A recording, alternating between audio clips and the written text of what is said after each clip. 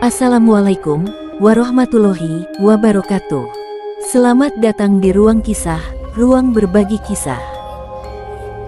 Di sini, setiap cerita kehidupan diangkat untuk menginspirasi dan menyentuh hati kita semua. Kita akan menjelajahi kisah-kisah penuh makna, dari perjalanan cinta hingga perjuangan hidup, yang pasti akan membuat kita merenung dan mengingat arti kehidupan yang sesungguhnya.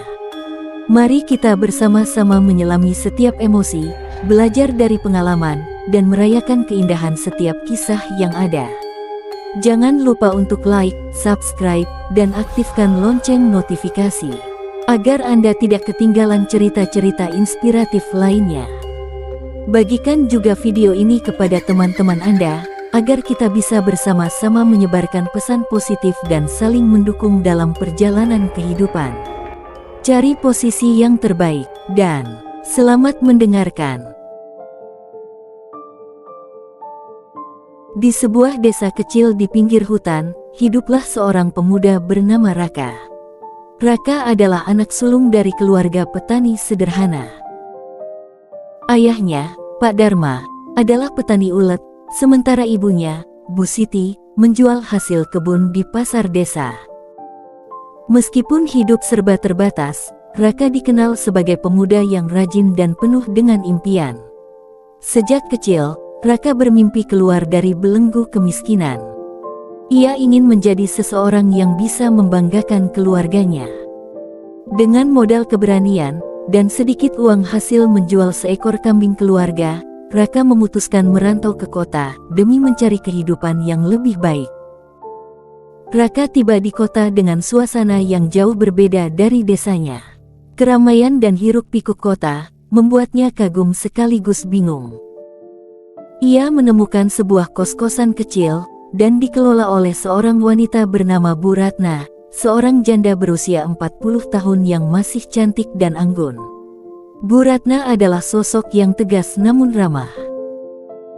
Awalnya, Raka bekerja serabutan, menjadi kuli bangunan di pagi hari, dan bekerja di sebuah warung makan pada malam harinya.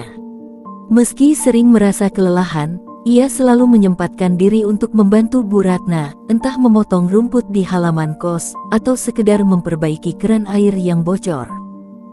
Ternyata, kebaikan Raka membuat Bu Ratna diam-diam mulai memperhatikannya.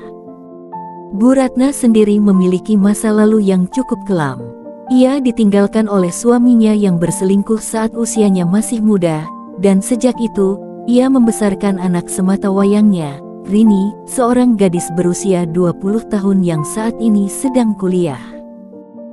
Hubungan Raka dan Bu Ratna mulai berubah ketika suatu hari Raka jatuh sakit akibat kelelahan.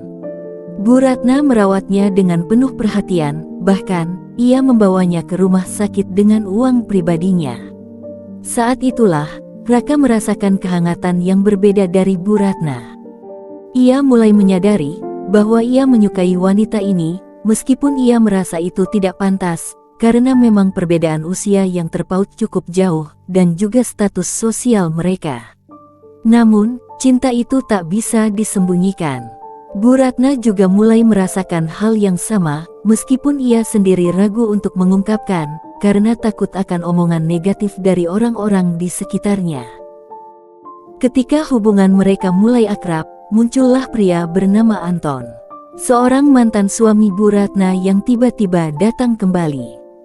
Anton mengetahui bahwa kos milik Bu Ratna kini cukup sukses, dan ia ingin memanfaatkan hal itu. Anton berusaha mendekati Bu Ratna kembali, dengan alasan ingin memperbaiki hubungannya yang dulu kurang baik, namun, sebenarnya ia hanya ingin mengincar harta Ratna saja. Raka merasa terancam dengan kehadiran Anton. Ia melihat bagaimana pria itu terus mencoba mengendalikan Bu Ratna. Sementara Rini, anak Bu Ratna, ia justru mendukung ayahnya untuk kembali ke pelukan Bu Ratna. Rini ternyata masih belum bisa menerima hubungan ibunya dengan Raka, pria yang dianggapnya terlalu muda, dan tidak pantas bersanding dengan ibunya. Tak hanya itu, tetangga kos pun mulai bergosip tentang hubungan mereka.